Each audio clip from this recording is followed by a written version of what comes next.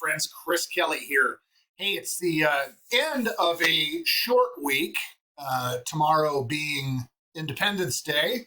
So time to get out a little information on stats and just kind of what's going on with this summer real estate market here in Portland.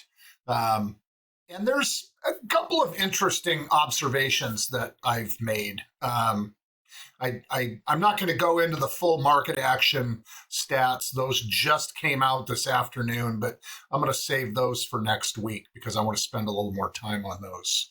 There's some interesting stuff in there. However, there is definitely a couple things that piqued my curiosity and interest. So let's minimize me and take a look at this, and I'll show you what it is. Just on the numbers, if you look at, just kind of compare the listing numbers, and I kind of live right here, right? 23, 24, and 25. The numbers were completely different prior to that for all we'll call that the COVID market. So, new listings and pending numbers are relatively similar. So it's the sold numbers that got my attention, and really the relationship between pending and sold, right? So if you look down here, I do a week, we always show a week over week comparison, what happened this week versus last week. And you've heard me say it a bunch of times, that only gets my attention if it shows up over a period of weeks.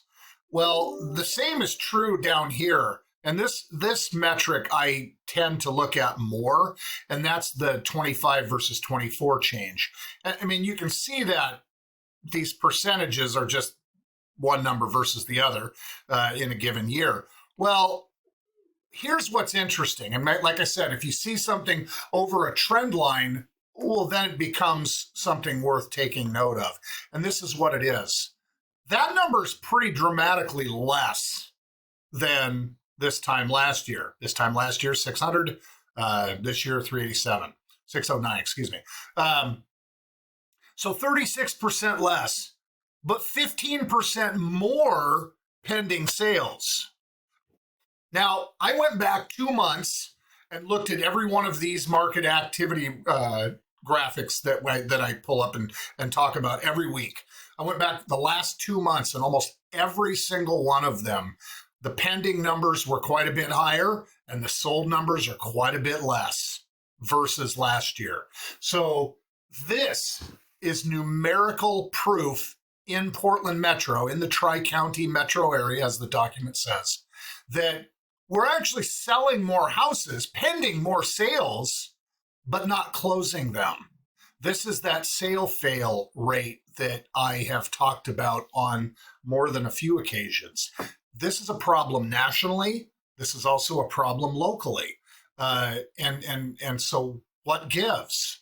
What makes transactions fail to close? And I've said there's the more of the nuanced stuff.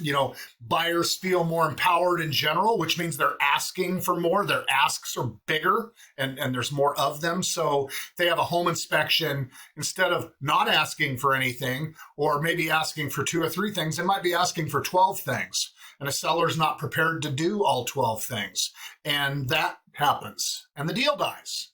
I have suggested that maybe it's just a lack of skill on one or both agents' parts, if in fact there are 2 agents in a transaction. It's our job as agents, as professionals, to help our clients understand what a standard of practice is, what's normal, what's reasonable, so that they can make good decisions about what they should push back on and what they should accept as a repair if they're a seller, or what they should ask for as a buyer.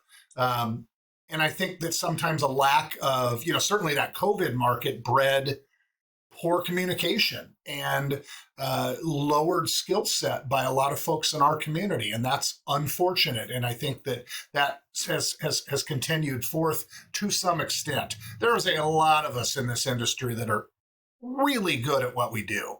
And so I am not finger wagging my industry by any stretch. However, I do think that there is some of that. I have certainly experienced where I've had to carry a transaction, and I've had to kind of help the other agent help themselves or help their clients. And it's okay, but it's always better when you have two people that know what's going on and know how to work together and know how to help their clients reach logical conclusions and aren't so caught up in, adversarialness and just all the nonsense that goes with it. So that certainly can be some of it. Interest rates aren't it. Interest rates have been flat. I mean, virtually flat. I mean, there's always a little bit of movement, but it's been virtually flat. The average sales price has come down. Inventory in months has come up a bit. Again, I'll dive into that a little deeper next week, but really that sale fail rate was curious. And the fact that, I could go back longer than that, and it probably is a trend line that's gone back longer than the last couple months. But the fact of the matter is there's more transactions going pending and less transactions making it to close. Enough so that it's significant. So what does that mean? What does that mean to you as a buyer? What does that mean to you as a seller? It means be very mindful of being cooperative for both parties. Do what you can, or be okay not selling a house, or be okay not getting the house that you like. And that's not, very rarely is somebody tickled about not selling the house they're trying to sell or not buying the house they want to buy. Very rarely. Once in a while, a buyer discovers some huge problem and wow, what a bonus that we didn't buy that house. That kind of thing happens. But by and large, people that want to buy. People that want to sell. And if it doesn't go together, most of the time people don't feel great about that. And it's a little bit of a bitter taste, and it's hard to get back on the proverbial horse and be a seller or be a buyer and go find the other property and all that. So, that's a significant thing going on. And I think it's good for us to be cognizant of that and to be giving good advice to our clients on both sides of the buying and selling ledger accordingly. So, hey, that said, I'm going to pivot to this. We're a month away. We are a month away from the annual Kelly Marketing Group summer picnic. It's a big deal. If you've been to it, it's pretty awesome. We put on a full gig. It's big water slides, band, great food, catered food. And the setting is just to die for awesome. So there's no cost. Bring your family, bring your friends and your family. We'd love to see y'all. So if it's something you're interested in, I'll have it posted, the info posted here. And if you have questions, reach out. Let's talk about it.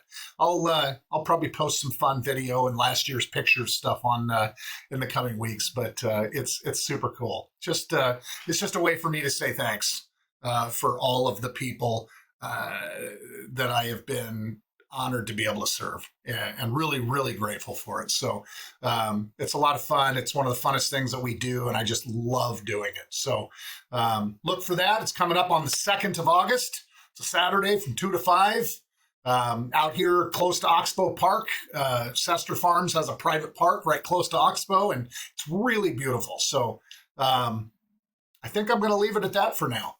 Tomorrow is Independence Day. I hope you and yours have a safe holiday weekend, have a fun holiday weekend. In case you don't know it, I'm a huge pet guy. We got lots of doggies and kitties, and we got horses and chickens and all the stuff, all the animals, and they hate this time of year. So, go have fun. And if you're going to involve, lots of booms and bangs, be mindful of your neighbors best you can. Just my public service announcement. Anyway, until the next time.